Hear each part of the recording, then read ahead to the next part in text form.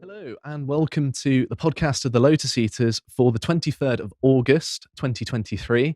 I am joined by Stelios. Hello. And of course, I'm Josh, and I'm very pleased to announce that GodfreyBloom is here with us as well. And just a little bit of background, although I'm sure I'm probably going to miss some things. So I'm sorry in advance, but I think most people know you as an MAP of UKIP, but you are also an economist, I suppose, a military historian. You worked in the financial world as well. Is there anything else I've missed off? I always dislike introducing people. It feels very reductionistic, I suppose. Well, that's pretty close. I mean, the MEP stuff was a very small bit of my life. I mean, I'm an old man now, 73. I've done rather more than that, thank the Lord.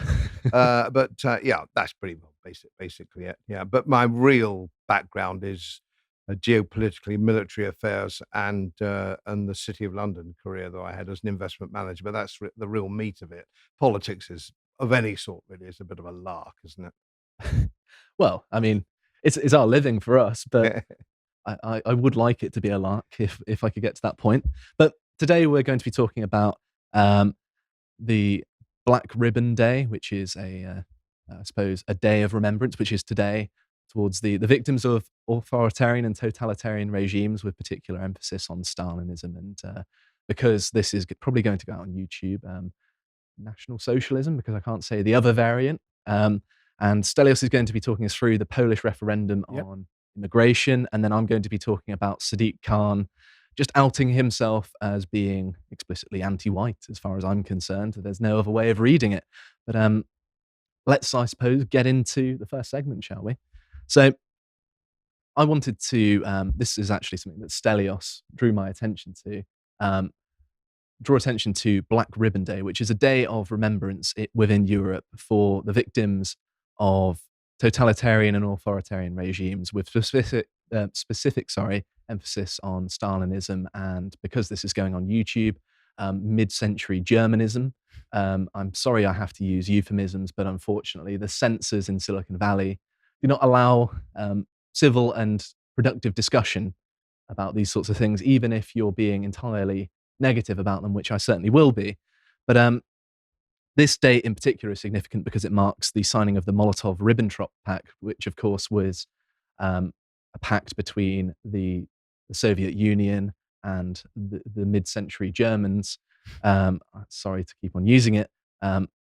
Basically promising not to invade one another and to divide up Poland and the likes. But I'm not focusing on that necessarily, and I'm sure many of you are familiar with it already. But there are, of course, many abominable actions here that we can talk about. For example, the actions of the Germans themselves in the interwar period. I think everyone knows about this. This is well-trodden ground that the YouTube censors will not allow us to talk about. But I feel like I don't really have much to add on that. Of course, there are the actions of Mussolini's Italy as well, the domestic assassinations and the invasion of Ethiopia. And of course, there are elements of both sides in the Spanish Civil War. But what I thought would be particularly interesting to focus on, because it seems to be a deliberate civilizational blind spot, are the atrocities of Marxian communism and socialism more generally. And if we could go to the Black Book of Communism here, this is just the account of the numbers provided by, this is, I think, a best-selling book, which tried to tally up the death toll of communism in the 20th century. And of course, these estimates vary wildly, but it is as follows: 65 million people in the People's Republic of China, 20 million in the Soviet Union, 2 million in Cambodia, 2 million in North Korea, 1.7 million in Ethiopia, 1.5 million in Afghanistan, 1 million in the Eastern Bloc, 1 million in Vietnam, 150 million in Latin America, and 10,000 deaths resulting from actions of international communist movements and communist parties not in power. So that's just more generally. And those are numbers that are just impossible for people to get their heads around, really. And there's a quote often misattributed to Stalin, which he didn't say this, but it is rather fitting for his actions that one death is a tragedy and a million is just a statistic.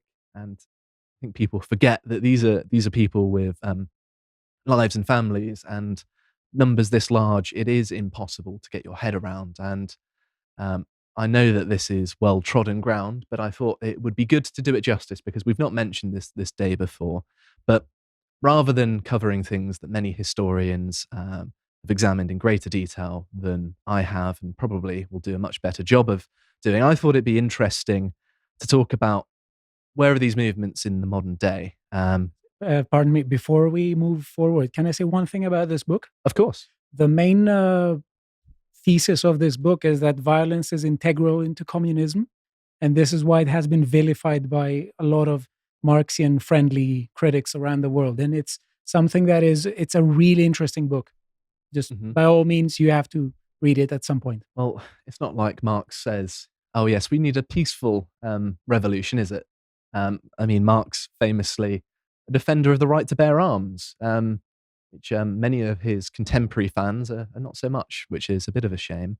But what I wanted to focus on particularly, because the National Socialists and the fascists aren't so much modern contemporary movements, they're basically an obscure irrelevance, thankfully. But communism, on the other hand, doesn't necessarily have as many laws outlawing it. It is perhaps more widespread and socially acceptable. Many European parliaments have active, avowed Marxists in them. Not to mention, of course, our own. They definitely seem to treat them in a better light. Yes. And frequently, politicians and people who claim that both sides had totalitarian aspects, they frequently get vilified. It is worth mentioning as well that there are, of course, some mid-century German enthusiasts in Ukraine. One of the last bastions, of course, because they saw them as liberators against the Soviets. But I think one notion that needs examining is that the notion of the far right being on the rise. And I did an article examining this in 2021, and basically by redefining what a dangerous extremist is, it led them to saying that the terror threat was up 90% in the UK, mostly pensioners, because they were viewed as far right. And there's actually a quote from Colonel Richard Kemp, who was a terror expert who led Cobra intelligence group, saying, "I know that the authorities are trying to emphasize far-right extremism rather than Islamic extremism. I can tell you that the threat between the two is not comparable. Of course, there is a marginal threat from the left and right, but not comparable. In the interest of trying to appear even-handed and appease people that criticize the Prevent program for focusing on Islamic extremists, I know they are looking at far-right extremism more to counter those accusations. Authorities have tried to infiltrate the threat and to try and appease critics of those policies." And this is something that I think we've all seen in the media, that people are trying to emphasize, particularly mainstream journalists and politicians, that there's some sort of rise of the far right in Europe. And they've been saying this for about 10 years. I imagine they probably said it in the EU Parliament, didn't they? Yes, indeed they did. It's a rather interesting phenomenon. When I say politics is a bit of a lark, it's because politics has nothing to do with the politics of yesteryear. It doesn't matter who you vote for now, what country you live in. It doesn't make any difference. We live in it's a one-party system we have in Great Britain. It's a one-party system, broadly speaking, that is in the United States and many other countries. You can't vote out the lot that are in and vote in another lot who think differently, because they all think exactly the same. And the thing that with fascism is that it has been used, the word has been used as a pejorative term by students who don't understand the concept of fascism. It is a political system, for better or for worse, in my opinion, worse. But at that discourse, I'll just explain it very briefly, although I'm sure that all your subscribers will know. But basically, fascism is a combination of the government, if you like, politics, and big business and banks. And that is how it sort of came about as a system. And of course, the Mussolini was the perpetrator of that political system. And he knew that in order to make that work, he would have to bring in the big corporations. And he was very keen to bring big corporations in. The Fiat Empire. And of course, then we had National Socialism in Germany, which actually manifested itself a bit later. And then, of course, that system knew that it also had to bring aboard the corporations. So you see, AG Farm and Krups and all the rest of it. You cannot run that kind of system without the full endorsement of the big corporations and the banks. So you have this very unholy alliance. And of course, the difference with fascism broadly is that the means of production are controlled, whereas in communism, the means of production are owned. It's a slightly fine line, but if you think about it, it's not as fine as all that, if you think it through. Now, the irony, and I was out there for 10 years with the European Union, just as a member of the European Parliament. And for those in America who probably don't know, the European Parliament is not a lawmaking body, it's an amending chamber, and a very light touch amending chamber. The rules and regulations and laws are made by a bureaucracy, an unelected bureaucracy, and it goes to the Parliament, who might tweak it a bit here and there. There are 10,000 lobbyists in Brussels representing big business because small and medium-sized businesses cannot afford lobbyists. So what do you have in the European Union? You have big business, the big corporations, you have bureaucrats, you have a veneer of democracy, which is the parliament, and it's just simply a veneer of democracy. And this is the problem. Now, whether we like it or not, or whether anybody likes to actually use the word, and I don't use it in a pejorative sense, the European Union is, broadly speaking, a fascist organization because that is what they do. Now, that's uncomfortable and people get very uncomfortable about it, but that's the truth of the matter. And of course, it's not just Europe, which had lent in that direction. If you look at your history and you look at Germany and Austria and Italy and Spain, who went to that, it's something the Europeans are actually a system that they're relatively comfortable with. And of course, we're seeing it now come to America, the United States. We're seeing the big corporations, highly regulated. And of course, it's highly regulated. That's where your control comes from, your regulations, not law. This isn't law. There's no court of appeal. There's no debate about how these laws come about. So your systems of control, people, your institutions, your constitutions, and all these kind of things have been thrown away.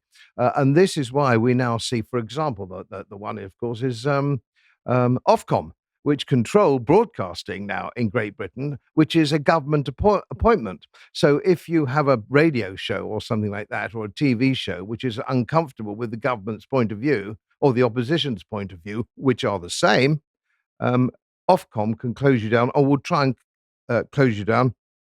We've seen this, particularly with GB News, for example. They may well be expanding these to online-based companies like ourselves as well, because of course you can't have the internet, because if you have the internet, then there is a means of holding the government accountable that isn't within the government's control. And it's no surprise that, despite the fact that this isn't necessarily directly for the British public, it is a global podcast, the British government gets to determine what we can and can't say. And that is something that, if this legislation goes forward, which it seems like it is, they may well try and shut us down. So it's of very significant importance, particularly for this company, that these sorts of things get pushed back on. And of course, the big business thing, and as a fan of Austrian economics like myself, you'll be able to identify this trend, is that the problem is that through the big companies having access, it impedes the competition that smaller businesses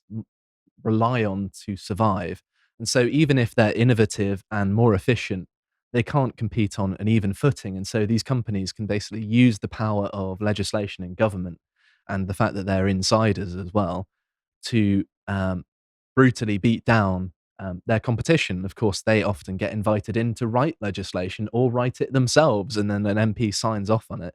And then that's that. And then they've deliberately written the legislation as to target their competitors. And this happened with Microsoft in the United States, for example. Yes, of course, this is exactly how it works. And this is fascism. This is big business and government in cahoots.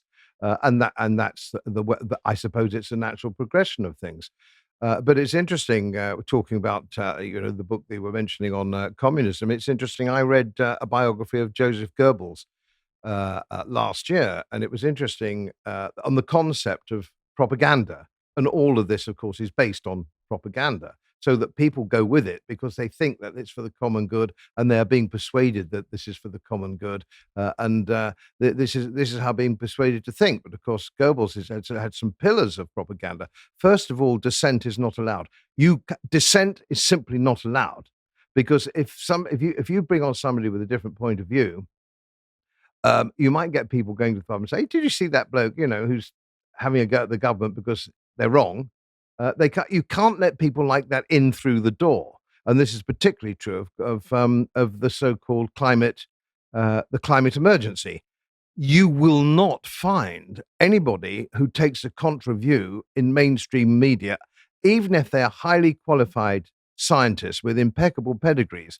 You'll see the little Swedish girl. You'll see plenty of her. You'll see plenty of celebrities, Harrison Ford, the Prince of Wales, as he then was, not scientists, woefully ignorant about the whole concept of this. But of course, they can then persuade people that it's if you repeat, and this is Goebbels, if you repeat the lie often enough, it will become received wisdom. So there's no dissent, there's received wisdom.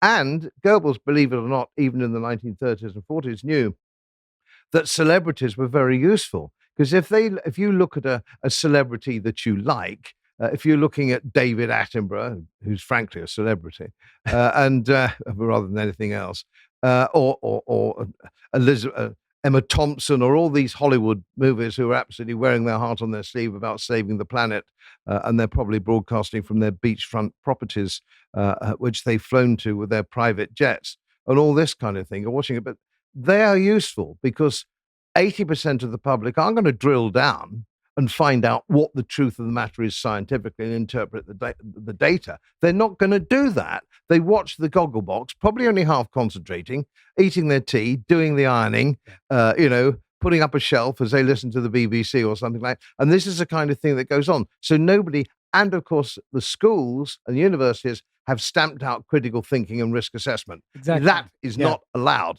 You're not allowed to do that. Exactly. And one brief remark that I have to make here is that when you said before that a lot of Europeans seem comfortable with a system that operates in the EU, I don't know to what extent they feel comfortable with the rhetoric as opposed to the substance.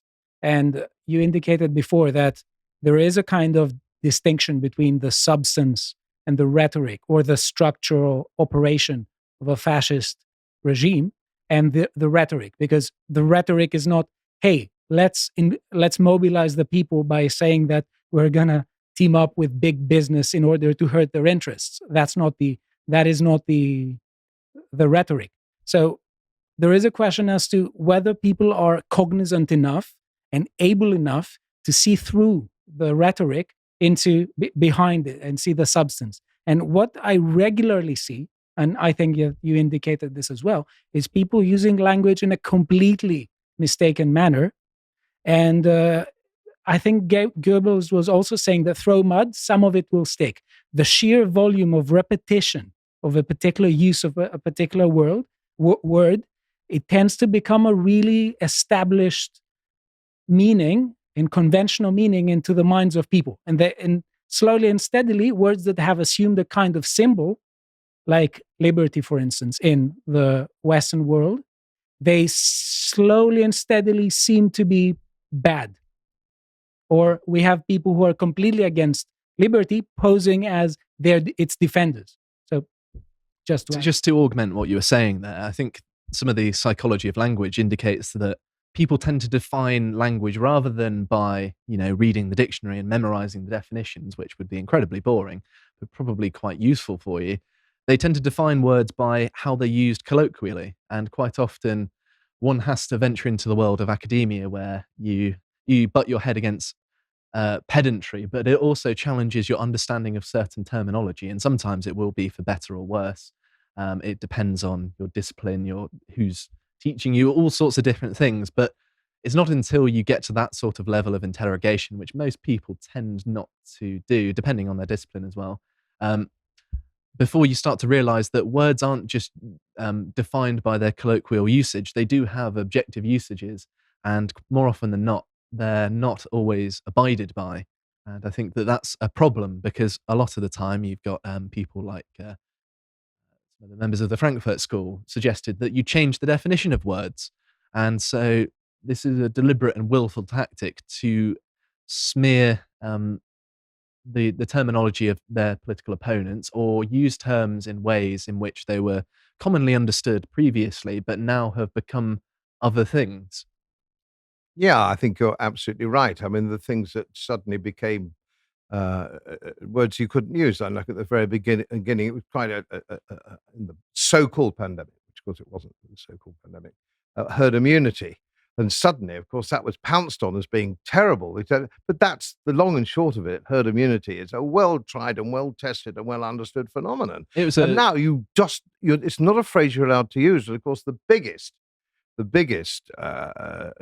change, of course, is the term liberal, which of course came from the United States. And of course, if you're a classical liberal, like I am myself, same, and you tend to look perhaps historically to the Gladstonian era, if you would, or even, interestingly enough, the Conservative government of the late 1890s, Lord Salisbury, who was very liberal with a small L, and libertarian, if you read some of his wonderful speeches. More my cut, to be honest. He was wonderful, but liberal. There is nothing liberal about a liberal American. Nothing liberal at all. They have thought police, hate crime. That's exactly what I said. When they want to incorporate the word, and the other side, sadly, seems very frequently to give it to them. They don't say, no, I won't allow you to take the name liberty and pose as its defender. When what you want to do is basically increase the power of the state, its reach, tax everyone to oblivion. That's not what it is all about. The only person who jumps quickly on that kind of thing, in my experience, you will have more experience probably than I probably have in this, but with Jordan Peterson, who won't let it pass. Yeah. He'll pounce and say, no, I'm not going to go with your misuse of that word, or you're changing that word, or whatever that word may be, or that phrase, and he'll jump on it. But of course, one of the problems that we have is twofold, really. That is, we have mainstream media who are totally bought and sold by the government of the day, or indeed not even the government of the day, the institutions of the globe. So that's the IMF, the WFO, the WHO, the UN, the speak that comes. And of course, this is a speak that the youngsters are getting in their houses, and they take it's unchallenged because they're not trained in critical thinking and all these matters. This is the problem of language and the change of language. And that's something that's very difficult to know quite what to do about. If you're going to go with that, if interviewers are going to go with that, and of course the lack of education in our mainstream media. If you look at most well-known BBC and Sky producers, they haven't had the benefit of a traditional education. And of course, I've met a lot of these when I was in office, on air. And behind the scenes and so on and so forth. These men are incredibly stupid people.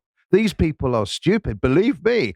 You only need go for a couple of pints with most of them, and you think, my God, you don't know anything about anything. And I'll just know, it's a bit of an aside here.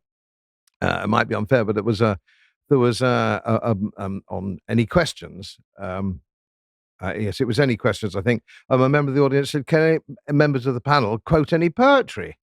These were supposedly the great and the good, had been brought on to any questions to answer questions. None of them could actually recite any poetry at all. Yep. Now, this is appalling. This is appalling. How can you be one of the great and the good and be so woefully ill-educated? Everybody should be able to quote just a bit of poetry somewhere along the line. I think Jacob Rees-Mogg might have been on the panel at that stage, and of course they couldn't shut him up. But most people haven't had the benefit of traditional education. For example, when David Cameron was in America and was talking about Magna Carta, he didn't know anything about Magna Carta at all. He didn't know anything about geopolitical history. It was embarrassingly bad. They suppressed that interview, which came from America. They suppressed it when it came back here. Now, he got a first albeit was a drinking course at Oxford, of course, PPE, which is Mickey Mouse, and we all know that. But he got a first in PPE at Oxford. He wouldn't last 5 minutes in an old school 1950s grammar school debating society. Not 5 minutes. These people are woeful. And until we have members of mainstream media and our representative politicians with the benefit of a traditional education, I don't see how we can move forward. No, I very much agree. And although I went to a comprehensive, I thankfully had some very dedicated parents that augmented the things in which the comprehensive education didn't. And so I feel very fortunate that I've actually had something comparable, not quite to the level as of a traditional education, but I can at least, hold a candle if I try. But I think we're quickly running out of time for this segment, so I'm going to quickly power through. So this is something that I thought was a hilarious piece of irony. So there is, of course, the Socialist Worker Party. And on the 23rd, which is, of course, today, this evening, all across the country, they have lots of meetings talking about how they can further Marxian socialism, I presume, socialism at the very least. And some of these topics are hilariously naive towards the history of the 20th century, more or less. And I'm going to read some of the titles of them. Can identity politics end oppression? My answer would be no, it creates it. Can degrowth save the planet? That's going to result in depopulation. Obviously, they don't add that. Anti-fascists and revolutionary, a rebel's guide to Gramsci, which I find funny because, of course, Gramsci was all about subverting language, and they're referring to fascism, which is one of the best case studies for them doing so. Rosa Luxemburg, and the mass strikes, crime, punishment, and prisons. Can we abolish them? It's a somewhat scary question. Can we abolish prisons? How can the revolution win in Sudan? I don't think you stand a chance.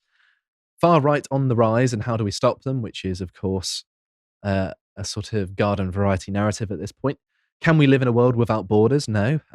Reform Revolution, a Marxist history of the Labour Party, which I find funny. They're trying to shed that reputation. Is biology the root of women's oppression? Which I think is more of a Simone de Beauvoir view rather than a gender-critical view. Cuba, has it ever been socialist? Which is laughable. 36, Cable Street and the lessons for fighting fascism today. I find it funny that they've got to go back to Mosley and 36 to find a contemporary example of them actually fighting actual self-identified fascists. No return to the back streets, fighting for abortion rights. That's cut and dry. Capitalism in crisis. Is socialism possible? It's funny that they're asking this question as the Socialist Worker Party. At least there's some introspection going on. Is it a crime to protest? No. Jobs and climate action. Can we have both? Which is my personal favourite, because they're admitting that through having climate action, so to speak, you're going to lose lots of jobs because it's going to damage the economy. And there's some weird sort of self-awareness there. And I just thought it was somewhat comical, if not it's so unbelievably depressing that these sorts of questions are the ones that they're considering, and that there's a Socialist Worker Party at all, because it speaks of a profound ignorance of history. People know that a National Socialist Party or a fascist party might be very much undesirable in Britain, and yet here we are, a 20th century counterpart of atrocities, asking all of these, quite frankly, naive questions that they should know better than to ask. Many years ago, I was boarding a train at King's Cross. I was just going through the beginning of King's Cross. Many years ago, it was days where if you were in the city, you had to wear a bowler hat. I had a bowler hat. Days, yeah. Yes, a long time ago. And suddenly, all hats of all descriptions disappeared. Anyway, so there I was with my pinstripe suit, my bowler hat, my rolled umbrella. And there was a very pretty girl selling Socialist Worker Party magazines.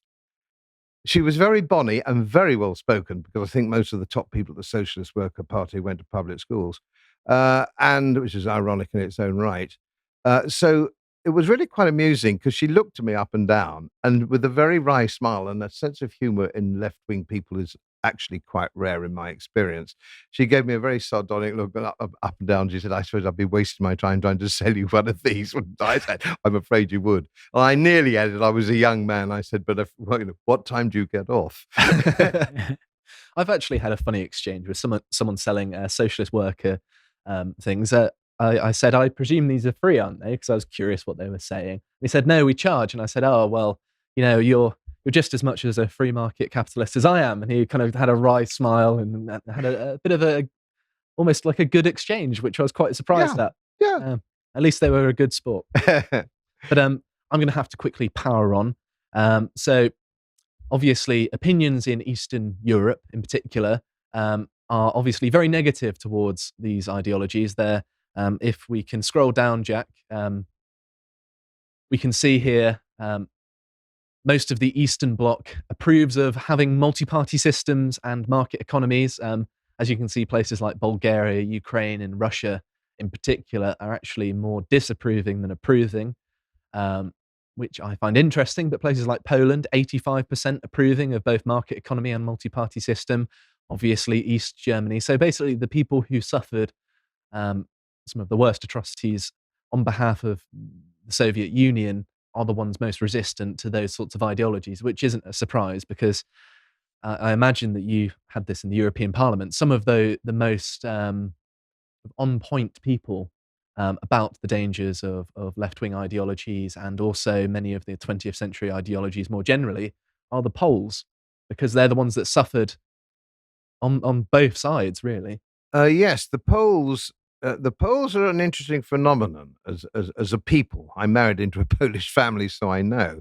My wife is 50% Polish, and they're a very excitable and Latin temperament. Which takes some people by surprise. They also actually enjoy a sense of humor very like the English. Done this with the Czechs as well. Yes, and the Czechs. They're very, very nice, and I've lectured on occasions at the Warsaw School of Economics, and there's a huge difference there. If you talk to undergraduates at the Warsaw School of Economics, they can talk about all aspects. Keynesianism, Austrian School, Chicago School, they can speak about a lot. And if you drift over a drink talking about Napoleon's campaigns in the peninsula, they'll know all about that too. So the standard of education in Poland now at the better universities is significantly higher than it is in Britain and certainly America. So it's fascinating, but they are bound by their history and their attitude. They cannot accept now that the Soviet Union has gone. They can't accept it. Their history is so bloody and so terrible at the hands of the Soviet Union. They cannot accept that the Soviet Union's gone and that the Russian Federation of today is nothing like that. It's in their blood. Hostility to the Russian is in their blood, which makes it dangerous because they're a brave nation. My father served in the Royal Air Force with Poles as well. So they're a brave fighting nation.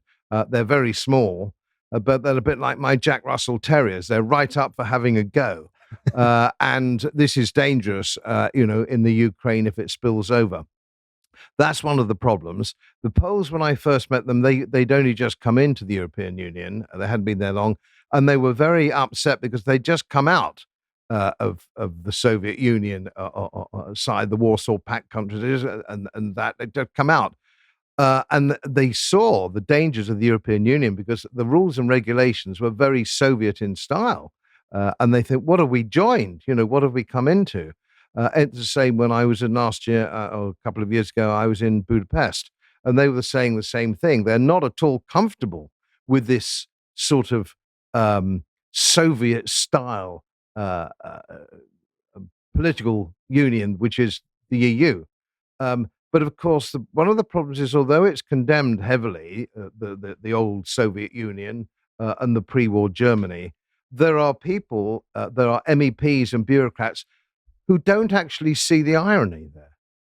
They are horrified that you might suggest it's a form of Soviet Union or it's a form of Third Reich. They are horrified, and yet they are totally comfortable with abandoning, for example, the Nuremberg Code, which was brought in for consent to, obviously, as we all know, consent to medication and medication by force.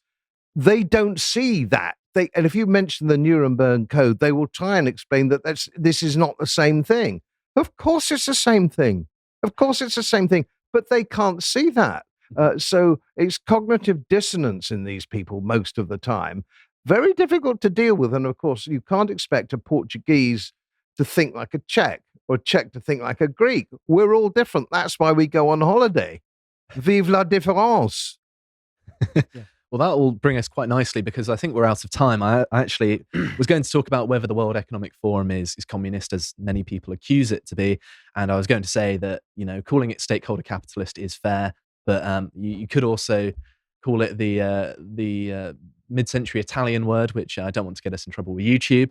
And also I was going to talk about the notion of cultural Marxism, how it tried to be labeled as an anti-Semitic conspiracy theory, whereas most of the time people are talking about the ideas of the Frankfurt School and how they talked about subverting culture. So it's just applying Marxism to culture. I don't see there being anything inherently prejudiced in that, but I think it's just a poor term. I think the terms like intersectional, progressive, woke are better to redefine what is the current zeitgeist. There's certainly a thread of Marxism in there. They've read some Marx, but they're drawing from lots of other more contemporary thinkers. And I think that muddying the water by using terms that no longer necessarily apply or call to things that are no longer applicable is sometimes a problem. But I'm going to have to end it there because we have overrun.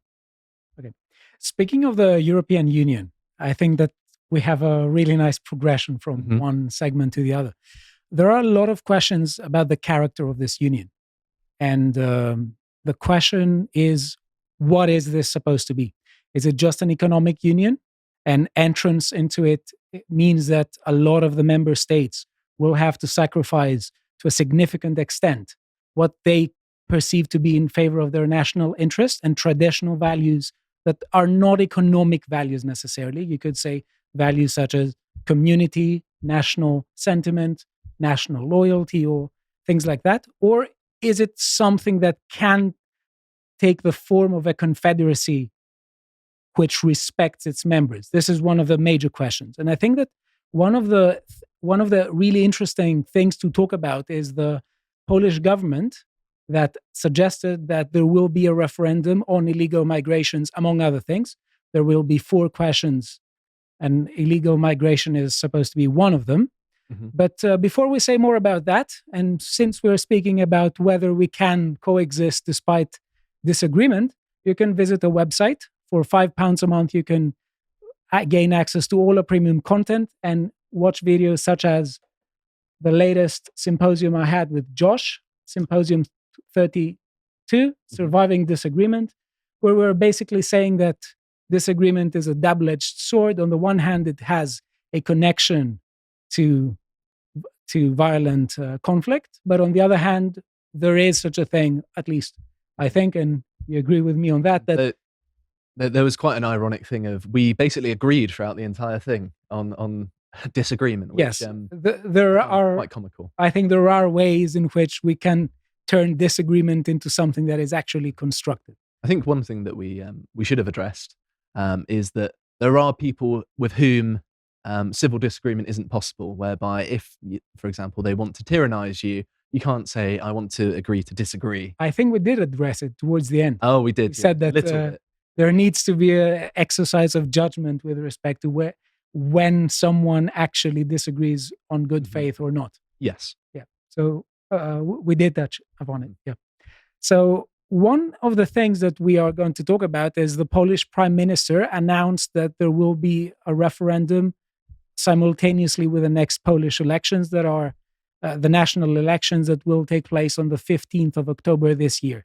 Now, the major issue of disagreement here between the Polish government and arguably the Polish people and, let's say, some officials of the European Union is the compulsory migrant relocation scheme that has been agreed upon by members of the EU Council. That's quite an Orwellian term for it as well, isn't it? Compulsory migration.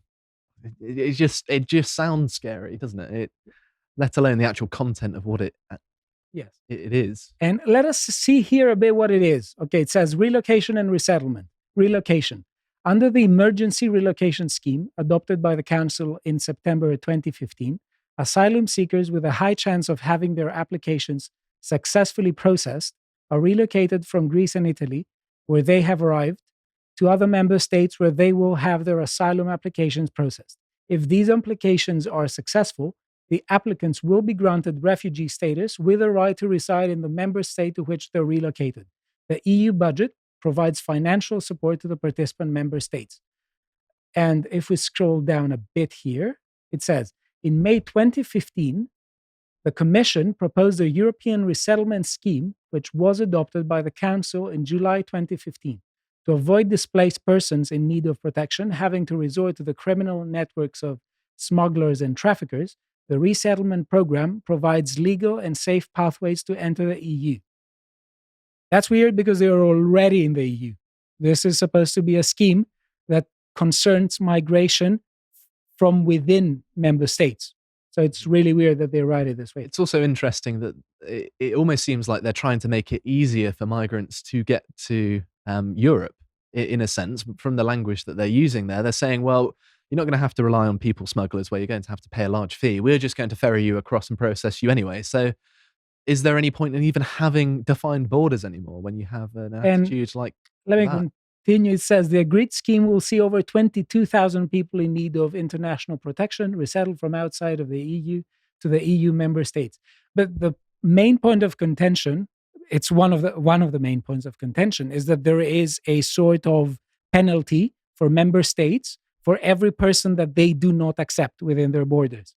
And the penalty is close to 22,000 euros per person. That's extortionate. So that they're going to financially punish people for not taking refugees. And that's presumably if you're a member of the EU. Wow. Yes. I've never felt so good about leaving the EU, and I already felt pretty good about it, to be honest. Well, of course, you can't have it both ways. And when I was in Budapest a year or two ago, I got the feeling that they weren't going to. They didn't like the European Union at all, and neither do most Poles. But they are in receipt of European Union largesse. It's the same with the states in America who get federal aid and then complain that they can't set their own speed limits on their motorways and stuff like this. He who pays the piper calls the tune. Now, what the Poles and the Hungarians are going to have to do, and the Czechs, is say, we don't want any of your money. And I've always argued that it should be a form of confederation, and there should be only a modest membership fee for everyone. Now, I'm a member of the East India Club, for example, in London, and we all pay, unless you're a country member, because you can't use it as much, obviously. We basically all pay the same. We all pay our 500 quid a year or 600, whatever it happens to be.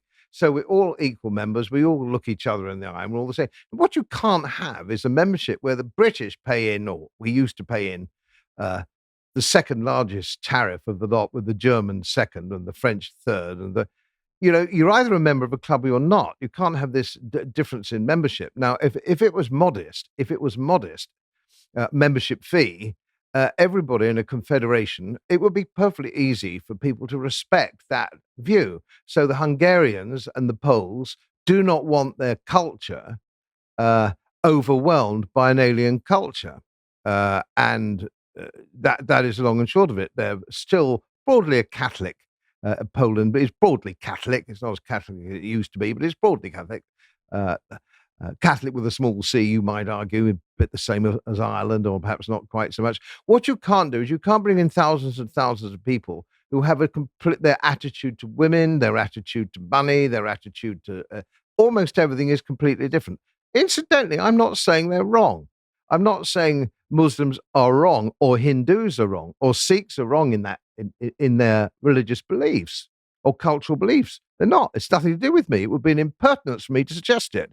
But you can't dump thousands and thousands and thousands in small communities where that is the case. And of course, we're seeing this happen in relatively small villages across Britain. Kegworth, not that far across there from Leicestershire, Irish villages, maybe with only a few hundred people, suddenly the same amount of immigrants or asylum seekers. But of course, they're not.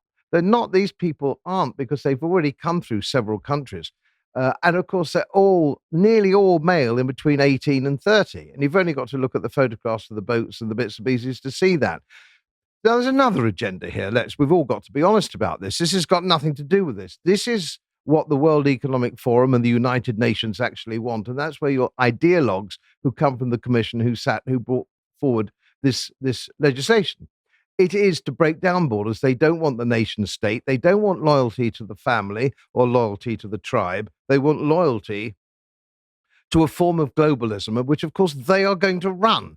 Exactly. They are going to run. So the King of England, who's a huge advocate of the World Economic Forum, one of the initial members of it, he's got Highgrove, Windsor Castle, he's got Balmoral, he's got the Queen's Flight, he's got his own private Royal Air Force jets to fly him about, his Aston Martins, and so on and so forth. Good luck to him. I'm not a Republican. I just wish he'd be a little bit less hypocritical about it all. And it's the same with the rest of them. And Kerry, where did he get that hair? Frankly, you can't do it that way. And so this is what people are going to push back on. They're going to say, just a minute, this is supposed to be us, but it's not everyone all in this together. Well, we're not all in this together. And I think the Poles and the Hungarians and the Czechs, to a certain extent, will suddenly go, just a minute, we didn't sign up for this. We didn't really sign. This is what, and of course, in Great Britain, it was the common market. We signed up for the common market. It was about trade. It wasn't about a global the dissolution of Parliament and our constitutional monarchy and our parliamentary democracy and our history and all this. It wasn't about that. That was never mentioned. That was never mentioned. It was about free trade. And of course, I'm a free trader. I was 26 at the time. I voted for it. I voted for because I thought it was about free trade. I was playing rugby, drinking lots of beer, chasing girls. I didn't pay attention to the small print. More fool me, but I have since, and I know what it is. But most people in Western Europe don't really understand what it is or what it's turned into. They're beginning to find out now. Mm-hmm. I think one of the most insidious things about this entire situation is that Western Europe is basically holding Eastern Europe to ransom. Of course, Western Europe being some of the wealthier nations, and the Eastern European countries being the main beneficiaries of some of the European Union's funding. And so they're basically forcing these European Union member states to choose between their economy or their culture. And I don't think it's they don't have the authority to pose that decision on sovereign nations. I think it's an appalling thing to do. And of course, taking the large economic hit or the cultural hit, you shouldn't have to make that choice. And particularly bureaucrats in Brussels and politicians, they quite often are from other nations. They shouldn't be having influence over, say, Poland or the Czech Republic's politics. And I was actually amazed because I went on holiday to Prague not too long ago, how much anti-communist stuff was on the streets. It was everywhere, and I mean, it was great. It was fantastic for me because I'm very much into that period of history as well as despising the people, the communists, that is, not the Czechs. Of course, they were all very nice to me. And you don't really get a measure of the undercurrent of resentment to this sort of thing. And if you pose it in those terms, which I think it's going to increasingly be done, that this is an imposition from a foreign power, like, Moscow was dictating to Poland and the Czech Republic, or Czechia as it's now known, that they have to do things their way. And if you put it in those terms, it's going to strike a nerve because these cultures are very resistant to this sort of thing. I'm hoping that that's the route it's going to go down. But sorry, Stelios, fill us in. Let me just give some of the details about this, and we're going to have a very freestyle discussion. So it says here, Poland unveiled a new referendum question on Sunday pertaining to the EU's policy on asylum seekers from the Middle East and Africa. The referendum will ask Poles if they back taking in, within quotation marks, thousands of illegal immigrants from the Middle East and Africa as part of an EU relocation scheme. Polish Prime Minister Mateusz Morawiecki said on X, the platform formerly known as Twitter. The referendum is set for October 15, the same day parliamentary elections will take place. Now, one of the things to say is that the Poles are not, the Polish people are not entirely against immigration. And it says here that they have received more than 1 million Ukrainian refugees. Mm-hmm. And the Central European country has been less, but it's less open to asylum seekers from Muslim majority countries. So it comes back to the issue and the rhetoric of cultural continuities and discontinuities, because the Polish people, they are aware that their fertility rate, we can check it here, it's close to 1.46. It's quite low, yeah. It's sub-replacement, isn't It is way below replacement rate. So they are aware that they do need some kind of immigration, or at least that's how they claim. But the rhetoric frequently stresses the idea of cultural continuities and cultural discontinuities. That is why they have said that, for instance, they prefer Christian populations. I feel like they must have some sort of solidarity with the Ukrainians because they're a former Soviet satellite state that doesn't like Moscow. Yes. And so they feel, and also there's the fact that, well, Poland, of course, is a bit worried being, so close to Russia. Yeah. And so there's a certain sense of being involved in the way in which perhaps Britain, which is not geographically located near Ukraine, funnily enough, despite what many of our politicians may try to insinuate. Russia's not so much a threat to us. And so I feel like when you're comparing East and West, the Eastern Europeans feel a lot more solidarity with the Ukrainians.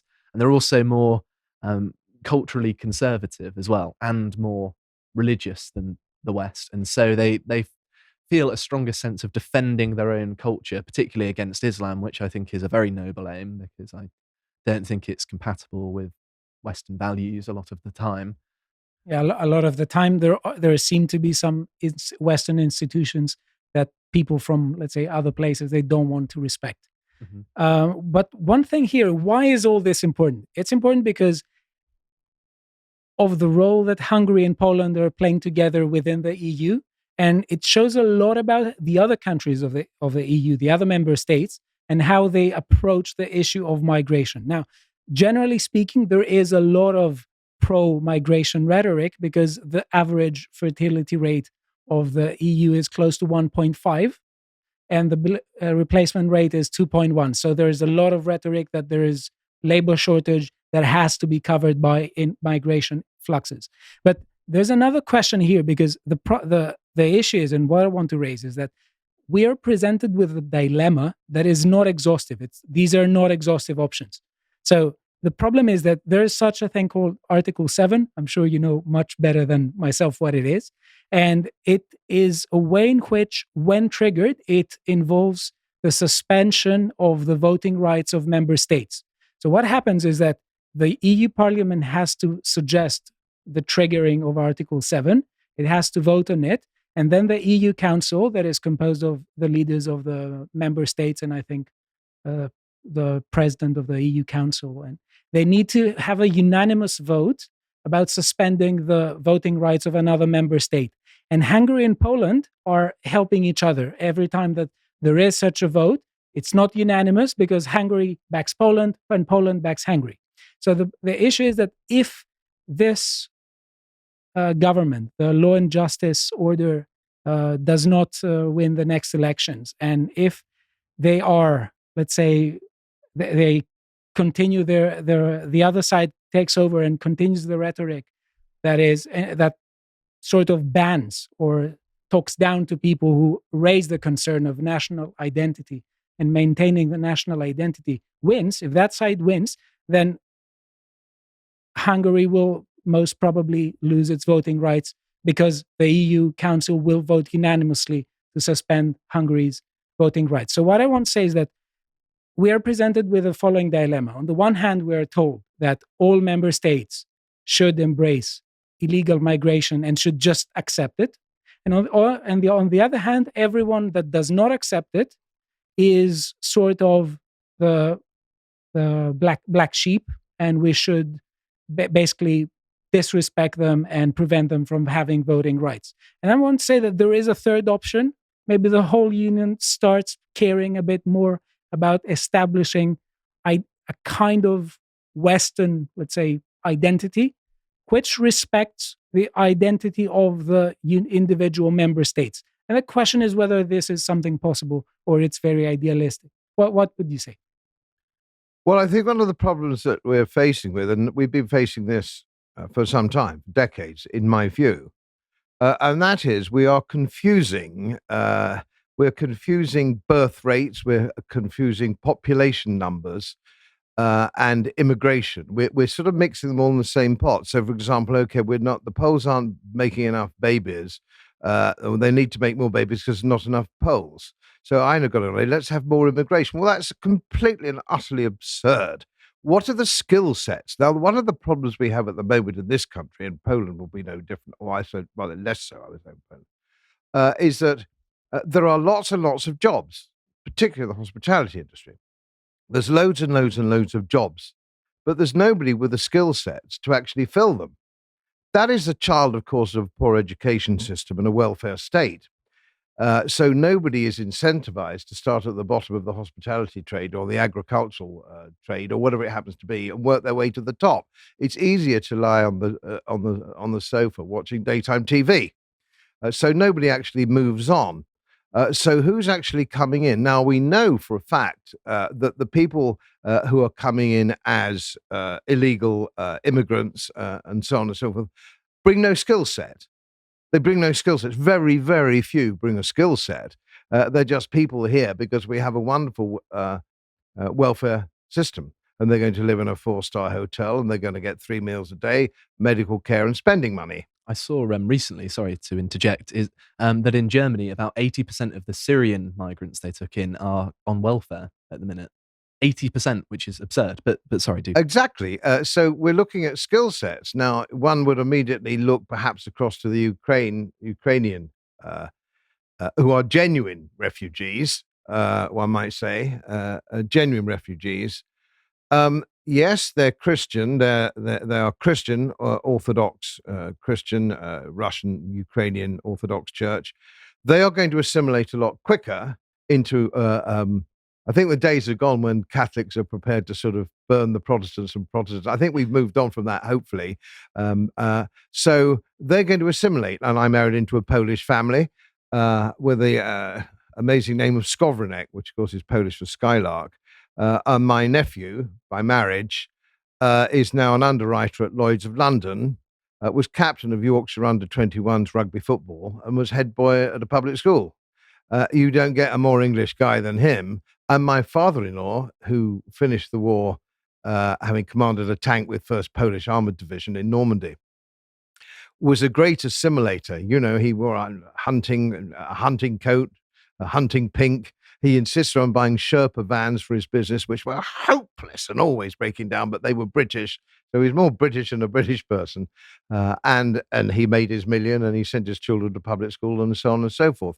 Welcome as the flowers in spring. Who would suggest that the West Indians in the 50s and 60s weren't welcome? They helped out with, transport systems, NHS, so on and so forth. So we've got to get in our heads, and this is something that the ideologues can't deal with. There are some people who are welcome and some who are not. And until we start talking the truth, some people aren't welcome, and we've got to bung them out. And if they came here illegally, almost 100% unwelcome, because why didn't they go through the traditional channels, which we could spend a bit more money on? But there's no point in bringing people in to do jobs that the indigenous population won't do because they're lazy or stupid. That doesn't take you anywhere, does it? It's not also an incentive to become less lazy. Yeah. So nobody's allowed to speak these truths, are they? Nobody's allowed to say some immigrants are welcome and some are not. And until we can say that, we're going to get nowhere. It's very frustrating, isn't it? Because, of course, we're getting asylum seekers from countries that aren't at war. Like we get Albanian asylum seekers. They're not at war with anyone. They're not. Who are they fleeing? I mean, normally they're just bringing a drug trade. That's not only a stereotype, but a statistical fact. And the same also applies for Turkey, because Turkey is not supposed to be a country that is hostile to migrants, but they are not honoring their part of the deal. They are getting money from the EU allegedly to hold migrant populations there where they are not prosecuted, and they are deliberately pushing them across the Eastern Mediterranean route. But that was a very charitable way for a Greek to talk about a Turk. Well done. And let's say this here and show another tweet and end up with a segment. I'll give you just some statistic. This was a survey that was done, a study by the Social Research Office on a representative sample on 1,000 adult Poles. And basically it says as little as 5.8% of Poles support the European Union's new migration deal. It's tiny. A vast majority of Poles oppose the EU concept of the Migration Pact and mandatory quotas of migrants relocated, with 81.4% of respondents definitely or rather against these solutions. And at the same time, only 12.8% consider the EU proposal migration scheme rather reasonable, and only 5.8% were definitely in favor of it. So it doesn't seem, according to this study, obviously, it's according to this study, it doesn't seem to be very. But surely you'd get the same figures in France. Yeah. You get or Italy or Spain. These numbers for Poland are exactly the same everywhere else. It's the ideologues and the bureaucrats and fake politicians and people who want to destroy the whole system under the UN or WEF arrangements, and that's what it's all about. No, everybody feels the same. You go to any pub, get onto any bus, talk to any people. That's exactly how we all feel. So what happened to our democracy? I said at the very beginning, politics is a lark. It doesn't matter who we vote for, does it? What I'm particularly interested in is the ideology and the rhetoric, because the rhetoric of the EU is supposed to be pro-democracy. And when you're pro-democracy, you're pro the demos, the people. So you can't be in favor of that and simultaneously say that everyone who disagrees will have their voting rights suspended. There seems to be a contradiction. Well, it's interesting you say that, especially as a Greek, talking about the demos, of course, and the whole concept, the Athenian concept of democracy, to use a wonderful American expression. I love some of their expressions. You had to have skin in the game. Yes. And even Oliver Cromwell said that somebody gets the franchise or gets a vote because they simply breathe the air is ludicrous. And you'd never explain it to a man from Mars. You have to have skin in the game. So if you're going to have a vote, if you're entitled to a vote, what are you contributing to the kitty? And if we go out with some chums and we go on a pub crawl, we all put in 30 quid into the kitty. And that's where the beer gets paid for. You don't put your £30 in the kitty, you don't get a beer. Yeah. That's what democracy was invented for all those years ago. We have a head count now in this country, in the Western Europe and America. If you have attained the age of 18, you get a vote. Can you think of more ludicrous abuse of the democratic ethos? And just one point to mention, because it is frequently not talked about, Pericles, who was supposed to be one of the grand figures of the Athenian democracy, was someone who wanted to restrict even more Athenian citizenship. You could be an Athenian citizen if you had one parent who was an Athenian citizen, and he was saying that we need to raise it up to both parents. So this is something that most people don't talk about. But the issue is here that there is a rhetoric in the EU that is pro-democracy on the one hand, in words, but the substance behind their actions seems to indicate that they do not want the people to claim things such as, we care about our national identity. This is not allowed. And one person here, Guy Verhofstadt, who has written a lot about further European integration and a kind of, let's say, United States of Europe, he says, an Orban-inspired referendum. This is the Law and Justice Party, is taking Poland out of the EU one step at a time, while Polish people, including the ruling party's voters, are among the most pro-European of all. Don't believe their party political games and lies. This is something that comes from the mouth of a very, let's say, esteemed European politician who is very much against. That's quite charitable. He's the EU's biggest cheerleader, is how I would describe him. He's I used to sit next to him in the Parliament. He's one of the most appalling people I've ever met. I got that impression just by looking at videos of him. Yeah. On any level. Can't get his teeth done. Well, I included this tweet for a reason. And I think that we can end the segment here and move to the other one. Okay, so we are running out of time, so I'm going to have to fly through this segment. But I'm going to be talking about Sadiq Khan and his recent, I suppose, press release, which I believe he wasn't actually a direct hand in, but the fact that this happened and it came from someone in his employ, and this is the kind of thing in which emanates from Sadiq Khan, is rather telling. And that is, of course, as the Telegraph says here, Khan faces backlash after website says white family doesn't represent real Londoners. And although the sentiment itself I disagree with, he's kind of, if you're looking at it objectively, correct. And I'm going to break down why I say that. And yeah, keep your pitchforks down by your side for the meantime, because I'm not agreeing with what you think I'm agreeing with. But here is the offending thing that was released. This is just a happy family, a British family by the looks of it, in London. You can see obviously Westminster behind the London Eye. And it says, doesn't represent real Londoners. It's sunny. Yeah, that's true. They're smiling as well, which you don't often see people in London doing. Sorry, I'm from the countryside.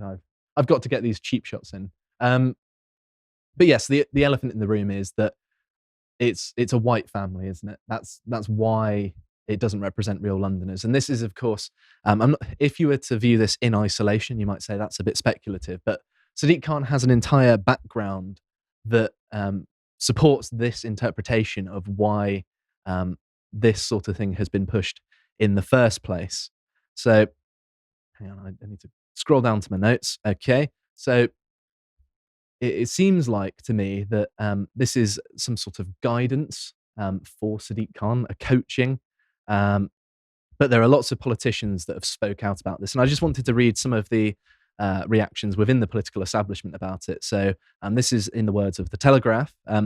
As backlash among senior Conservatives grew, Craig McKinley, an MP for South Thanet, told The Telegraph, the Mayor of London has made it very clear through his selective choice of photographs to promote his office that white families do not form part of London anymore. It's nice to hear a Conservative actually say it quite as straight as that. This is particularly worrying for a mayor that should be acting for all within his community, and I think it is indicative of the divisive nature of Sadiq and Labour's view on party politics these days, and I would lump the Conservative Party in that as well. I mean, they're just as complicit, if not more so, considering they've been in power for, the past 10 or so years, if not more, 13, isn't it?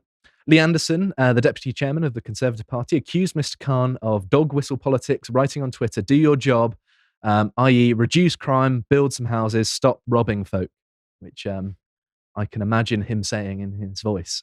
Susan Hall, who has been selected as the Tory candidate to take on Mr. Khan in the race for City Hall next May, wrote on Twitter, all Londoners are real Londoners. We should be celebrating London's diversity, but sadly the mayor is more interested in dividing people. He should apologise.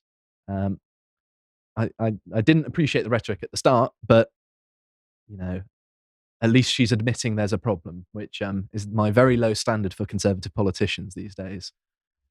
So, where did this photograph come from? What is it? Where did it come? Is it advertising something? I think it was some sort of internal. Okay, so it was guidance that was reported on by the Mail on Sunday that Sadiq should be shown in interacting in real and relatable environments. So I think it was his press team suggesting to him, this isn't real Londoners. Ignore these people; they're not important. I only asked the question because it's fascinating. I have never seen in, I don't know, maybe 3 years, a single commercial advert of any sort, which wasn't a mixed marriage. I've noticed this as well. It's unbelievably... Which is actually 3%. Yeah. 3% of the population. The Netflix couple. Yeah. So that arguably, that doesn't represent anybody at all either, but you can't say that, can you? In my household, we have a game whereby... whenever an advert comes on where there isn't an ethnic minority in, you get to drink, and by the end of the night, everyone's sober and we have a nice early night. We have a little game like that when we go on holiday because we can't record stuff and fast forward, so you have to watch the commercials and certainly be sensitive if I told you what we all shout at them. But there we are. Jack, would you be able to go back to the original article and pull up some of the other things? Oh, here we are. So if you scroll down a little bit, I didn't realise that was it. Here's a photo that is supposedly good. You may notice a lack of the former, if you will, is the most delicate way of putting it. But these are the photos that Sadiq Khan's team think are very good for him. Of course, he's there with no white British people. It's all ethnic minorities. This is supposedly the stuff that their team greenlit, which I think is emblematic of his politics, really, that yes, we're going to basically ignore the people who originally inhabited in London and were driven out. more or less. And if we move on to the census, this is why I said that he's kind of right. If hang on, sorry, Jack. I'm going to scroll down here. So we can't really see the tally here, but basically the dark blue is around 80 to 90% white British. And then you zoom into London, and that's a somewhat unrepresentative because that's in the majority. But you go to areas like Newham, 30.8%, and that's just white. That's not even white British. So, of course, that could mean anyone else from the Northern Hemisphere. And I know lots of people who live in London that are from other European countries, for example, that would be counted in this census. And so the actual people who lived and grew up in London, one of our very own, Bo, our historian, grew up near Essex, and of course he was within about half an hour commuting distance from London, and so identifies with the city somewhat. We've also got Connor, who's a Londoner. He says that loads of people and families have been more or less forced out by cost, particularly working class white British families have been forced out, and people from abroad have come in. And so when the percentages of the makeup, this is of course from the 2021 census, so it's probably carried on along these lines. He is kind of, his press team are kind of right that it isn't representative of London, but also I think that that's kind of a bad thing, that our capital city has been almost surrendered in a sense. It's not necessarily that some of the people aren't welcome there, but it's that it's presented as this universally good thing, that diversity is our strength. And these are the exact words of Sadiq Khan. And I think that, well, no, if London and Britain isn't for the British people, then who is it for? It's a very unusual notion, but I wanted to draw attention to this because there is some degree of truth to it. And if we move on to the next link, Jack, here we have a video that Carl did, How Britain Has Changed, where he went and looked at old pictures of Britain, particularly London, and he compared them to the modern day. And you can really see in very stark detail how things have degenerated, how the removal of British people and their culture has led to people not taking pride in their environment. And you can physically see it manifest in the world around you. I know that being based in Swindon, we get a front row seat to this thing going on in action. And where I grew up in sort of rural Devon, this didn't happen. We had a very proud local community of people who all knew each other and said hello to each other. If I said hello to someone on the streets of Swindon, I'd probably have a hole in my liver by the end of the day. But anyway, let's move on to this next one. And that is that of John Cleese in 2011. He said, London is no longer an English city, and he got a lot of flack for it, even though it is a statistical fact. It's not incorrect. And I think it's a very curious thing. Interesting, because being a very old geezer, some of those are black and white clips I can remember because it was, my London when I grew up in the 1950s and 60s. And I think we need to just remember, again, it's something that we're not seem to allowed to say, there was almost no knife crime in London in the 1950s and 60s. There was almost none. Englishmen didn't use knives in fights. I'm not suggesting they were all saints. They just didn't use knives. Murder rates were much less. Don't forget, we've got plea bargaining and all sorts of things that don't go into the statistics. Murder was very unusual. A murder was front page. Now it's behind the crossword now. Old age pensioners were never attacked for their pension book or cash. That didn't happen, and the local community would have fettled it up, I can tell you, if it did happen. And you would never have seen, and I saw that disgusting clip, I'm sure you saw, of an immigrant defecating on this, and the underground and the steps going down to the underground. And they've actually now, I gather, there's sort of défense de defecate signs going up on the underground to stop people doing it. You don't need a sign to tell you. I mean, not to really, do that. what kind of people are they that we've let in? It's positively dreadful. No, you're right in what you say, because no, it isn't. It didn't represent London. It doesn't represent London. And you're quite right to say, well, it bloody well should. It should be. We all had in the 50s and 60s. You would have the corner shop, probably Hindu or maybe Muslim, and welcome, known in the community, respected in the community, and he was integrated. Not wasn't a Christian. That's okay. Didn't matter. Nobody really cared too much.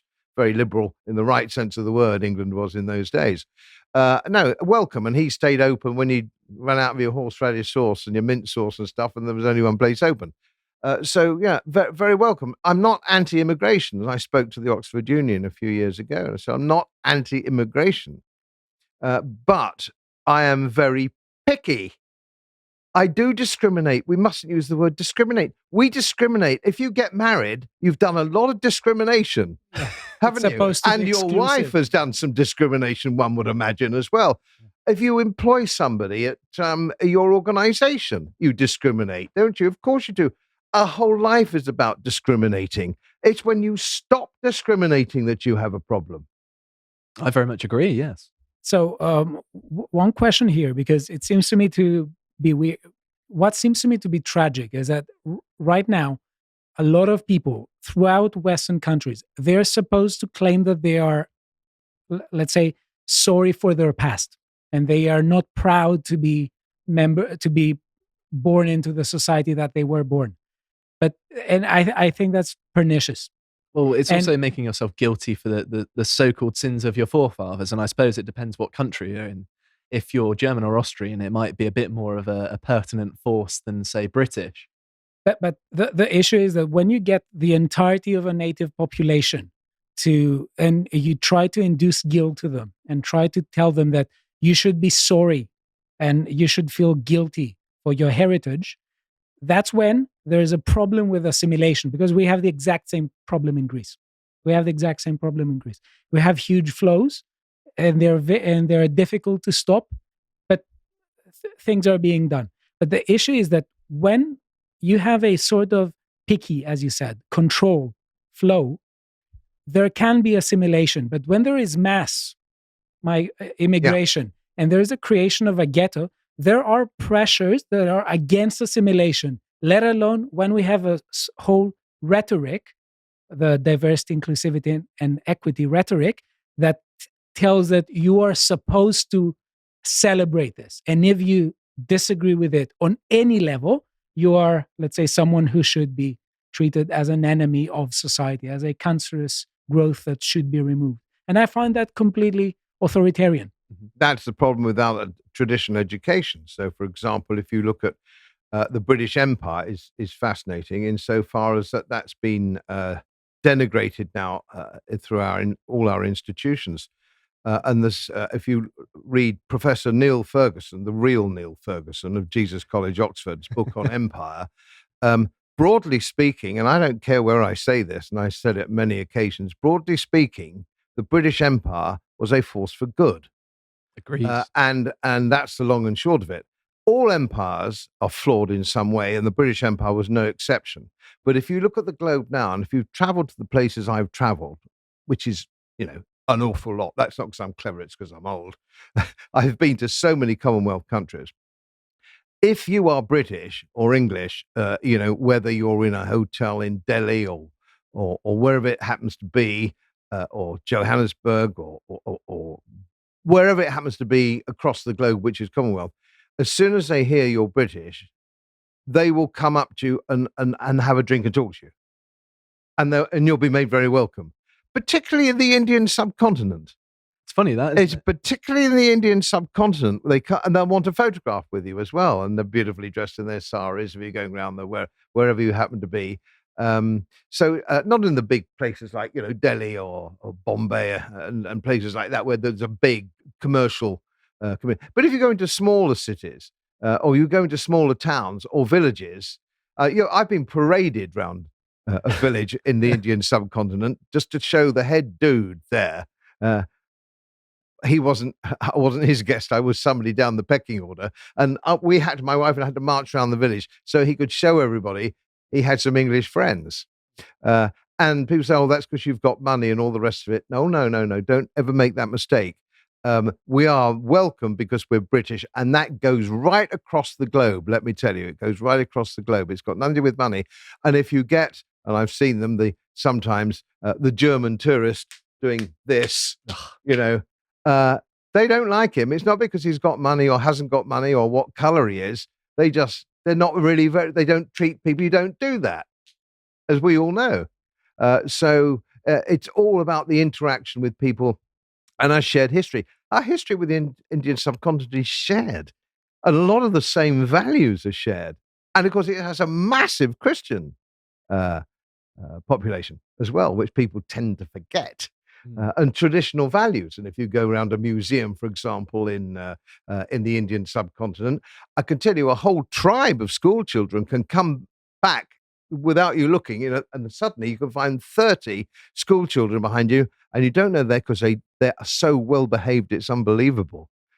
So they share some of our old-fashioned values, which are worth hanging on to, and not just the old Royal Enfield and the Morris Oxford that they hang on to as well.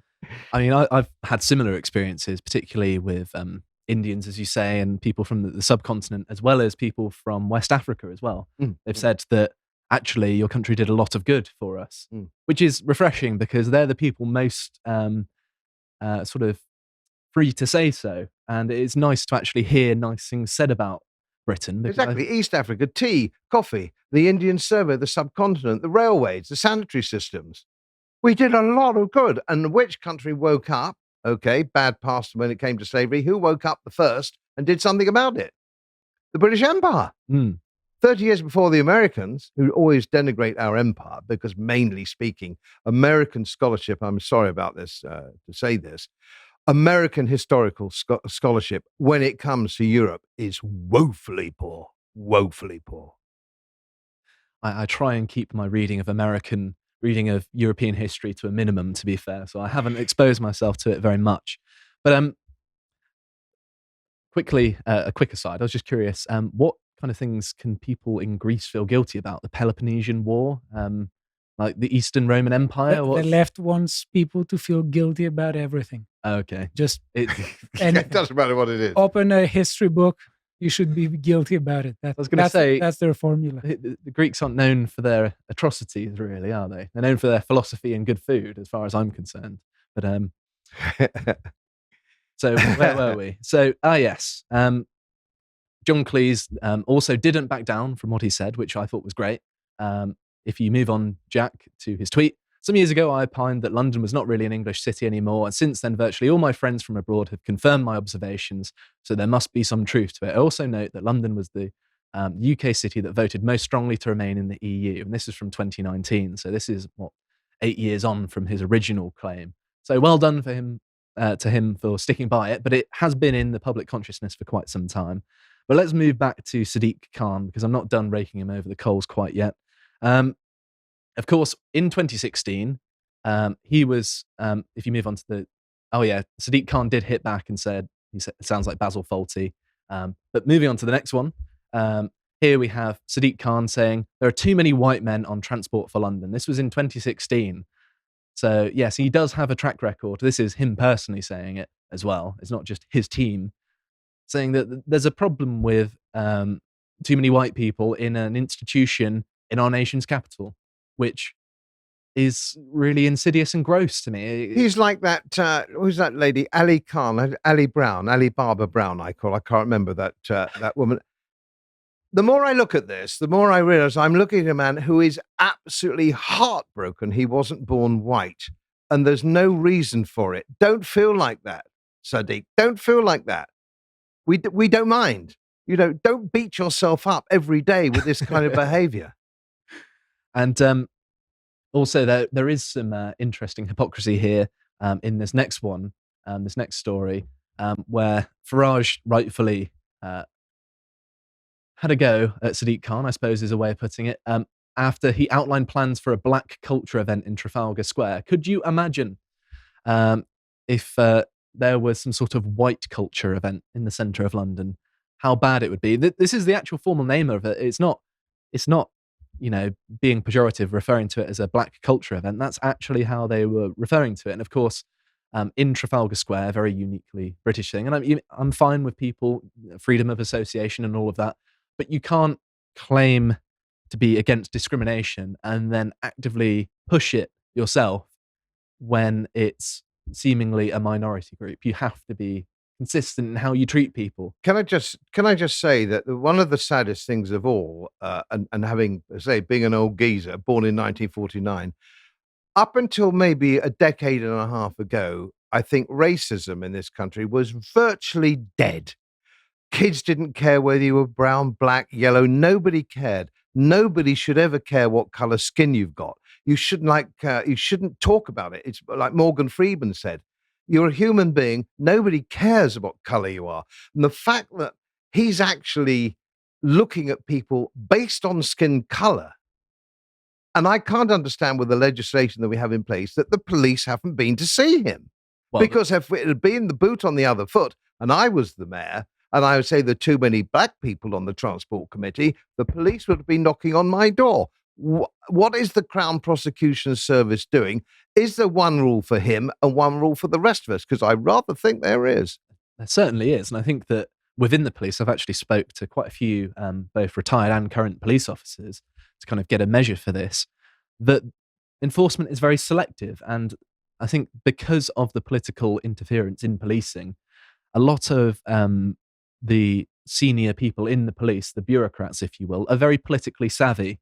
And they know, how do I put this politely? They know whose backs to scratch.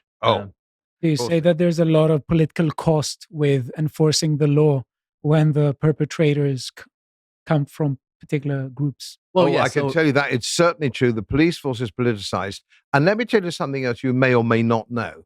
You cannot be promoted above the rank of full colonel unless it's a political appointment. If you don't buy into LBGTPTO and all the rest of the nonsense, all that nonsense, if you don't buy into it, you finish at colonel. Yep. You don't get major general, you don't get divisional commander, you don't get it. And you've seen the pictures of the recruitment adverts. And that's because the senior officers are there. Instead of clamping down saying, no, we don't want to do that. We're a meritocracy. The British Army is a meritocracy and always has been, always should be. No, I'm sorry. It's now politicized. And it's the same with all our institutions.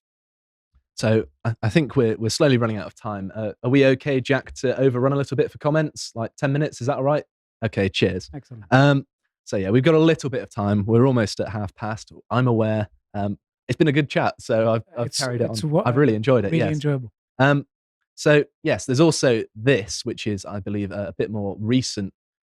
This is Sadiq Khan imposing inclusivity guidelines for the language used by his employees. And so you describe an illegal immigrant or migrant as undocumented or with an insecure immigration status. The phrase asylum seeker has been altered to people seeking asylum, which means almost exactly the same thing. It's just more euphemistic.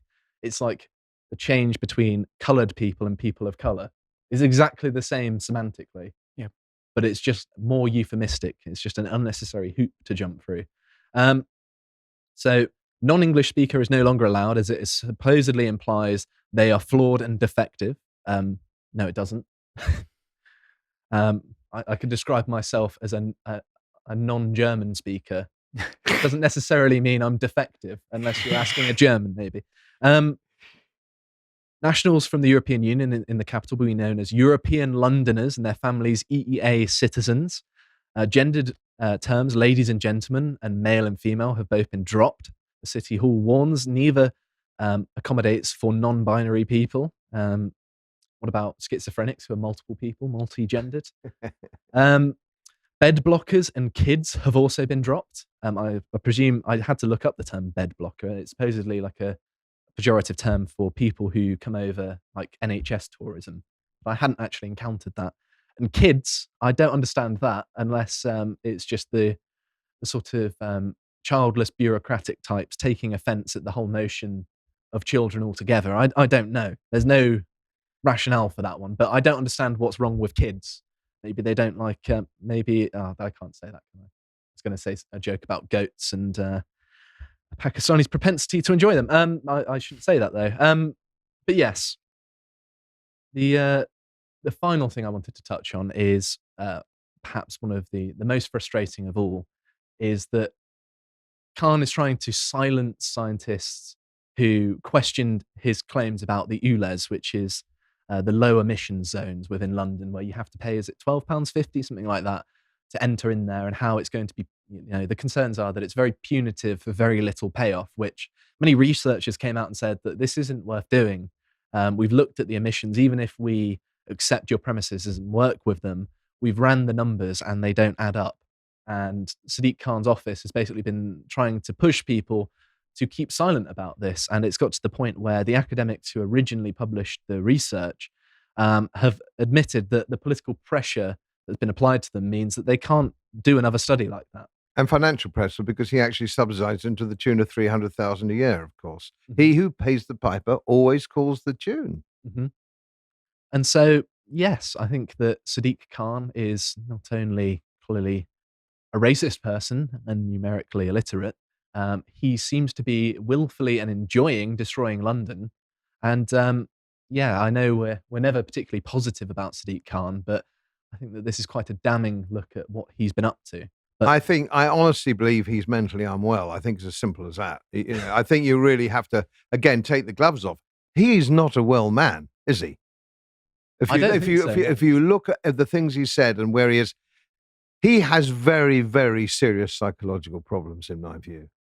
He can't cope with his life in this country. Right, so on to some comments. We do comments from the written authors. That's our thing on screen, Jack, that you need to take off. So here are the comments. Brian Tomlinson: Godfrey is an overflowing pool of political knowledge. Sometimes you have to jump in and pull the plug. I'm not sure that latter phrase is particularly difficult to interpret, but I think it's a compliment. Oliver Thorpe says, great to see Godfrey on. I'll never forget the way he dealt with Michael Crick. Absolute legend. Really like GodfreyBloom. Speaks very well. That was JC, presumably not Jesus Christ. Could have been. You never know. If you are a subscriber to us, Jesus, thank you very much. Andrew Narog, wonderful having GodfreyBloom on. It'd be splendid to have him return, and I very much join that sentiment. So, on the segment, is communism a threat anymore? Alex Ogle, if you read this out, by the time you do, it won't be on YouTube, so you can say Nazism, communism, Nazism, fascism are all aspects of socialism, and they all work by dictatorship and are all require totalitarianism. To force, to borrow from Arendt, the banality of evil.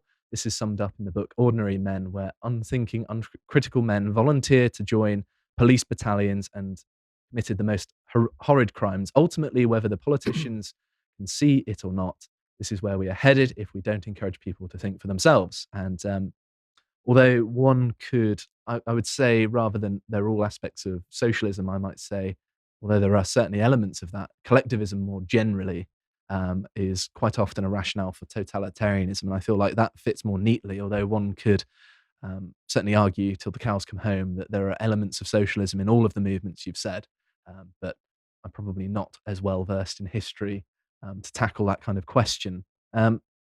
So Shaker Silver, it goes beyond just state and business in coordination, but there are in coordination for a particular ethical agenda, which is what our states have with, it's really small text. Have with their push towards further globalization under neoliberalism. Thank you, Stelios. We are living, yep. Cheers for zooming in. We are living under a liberal faced fascism or comprehensive liberalism, as Carl would put it.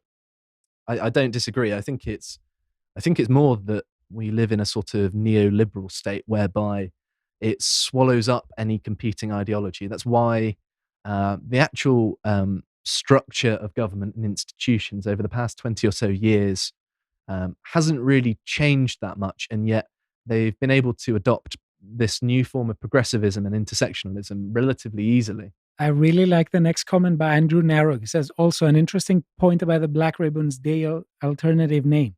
Why just Stalinism? Lenin was every bit a monster as Stalin. It is interesting how much apologetics there are for Lenin.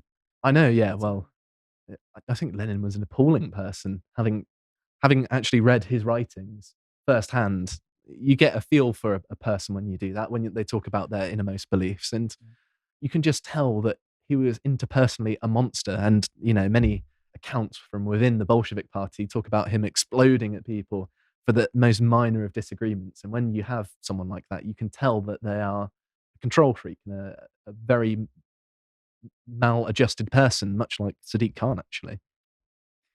So, should we move on to the middle segment? Yeah. Okay. So, Captain of Gravy Train. Here's the question I have never heard addressed. In the absence of a fiat inflation welfare scam to uphold, why would we actually need replacement birth rates in the first place?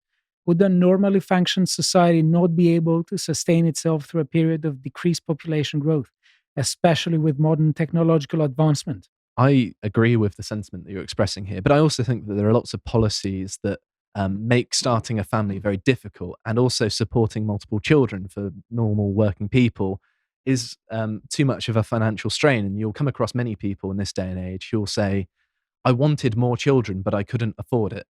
Even though both both parties in the relationship are working, sometimes in quite professional jobs, and yet they can't afford to live as a family unit. And I think that that's a catastrophic failure of policy, that it's got in the way of people doing what they've done since there have been people on planet Earth. Sophie Liv, I do love living in a country that pays loads of money into the EU, but because of our size, it is not enough to have a say. Denmark, so as to... She's so just thanks. qualifying that it's Denmark. Yeah. Demand we take migrants and openly call us racist. Yep. Again, by Sophie Liv, I do hate the we lack labor argument because there are so many useless jobs currently. It seems like they made jobs up just to give low IQ gender study majors something to do. So just slash those jobs, free up the labor, and you're good. They actually get to do something useful with their lives. To be fair, diversity and equity and inclusion is a very lucrative scam, isn't it? That some of them, I think the ones employed by the NHS are on 150,000 a year, which I very much wish I was on. That'd be nice. You'd make a good diversity officer. Well, yeah, I'd just enforce, the old values of, we're going to go on merit and nothing else. Right. So the Sadiq Khan segment, if a Tory had done something similar, Labour would be screeching for them to resign, of course. Bjorn Ferenbach, John Cleese was right. London is no longer British. I wouldn't say he's anti-white, more anti-indigenous British. To call us white, you'd have to lump us in with the French and Germans. Ewan Baker, I live in Kent, and I've seen signs going up about defecating due to all the illegals we've been getting. I'm sorry to hear that. Yeah, you're right on the front lines there. And the final one, Anon Imi, why is the census map not like the weather map? Why is it not on fire red? Yeah, that would be interesting. What would the red signify as well? Would it be the red is bad because it's native Brits, and the green is good because it's diversity and our strength and all that stuff? I don't know how it would be, but I suppose that's what we should end on. We've run about 10 minutes over time, but that's fine. Hopefully you've enjoyed, and you've got an extra 8 minutes out of us, so that's something, I suppose. And it has been an immense pleasure to have you, by the way, and I've really enjoyed it. Pleasure to be here. Thank you. As most of you know, my work is very heavily independently research-based, and I get my information from all over the world. It would help if you press the subscribe button and the little bell next to it, because the more subscribers I have, the more likely it is that international independent research institutes will share their material with me. It's most helpful, and then of course I'll automatically share it with you. So, surprise, won't cost you anything. Thank you very much.